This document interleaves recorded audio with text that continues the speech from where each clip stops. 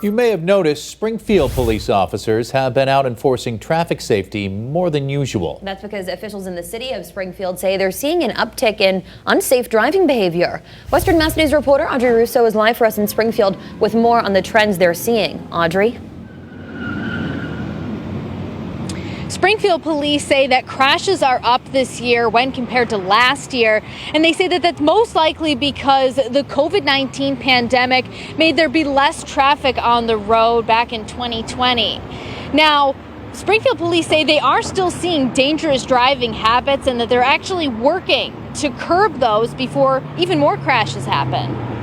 They don't even see where they're going half of the time, so we want to pay attention and get off our phones. Latoya Vaz lives in Springfield, and she says she's troubled by the unsafe driving behavior she sees on a regular basis. Safe driving has become somewhat of a rallying cry for Latoya since she lost her brother Dwayne in 2014 after he crashed his car.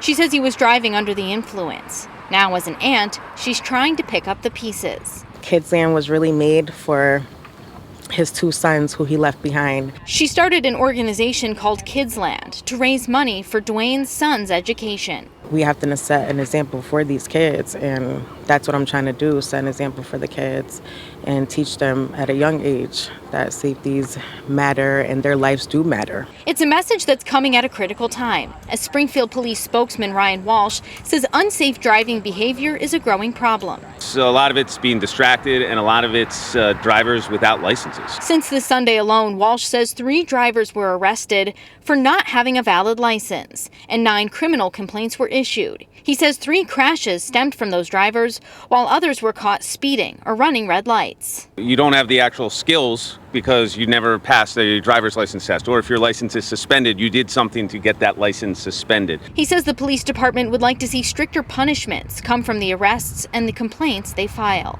Nothing's really stopping them from driving.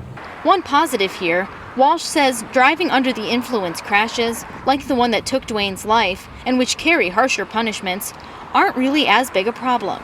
But with other unsafe behaviors on the rise, there's the potential for more human consequences, not to mention financial ones. Every crash we see in the city ultimately impacts the insurance rate that someone who lives in the city pays. Latoya is holding an event this weekend in Dwayne's memory that she hopes will also promote community building. It's happening on Sunday. Now, due to the weather, she said she does have an indoor location. You can find all of the information on our website, westernmassnews.com. Live in Springfield, Audrey Russo for Western Mass News.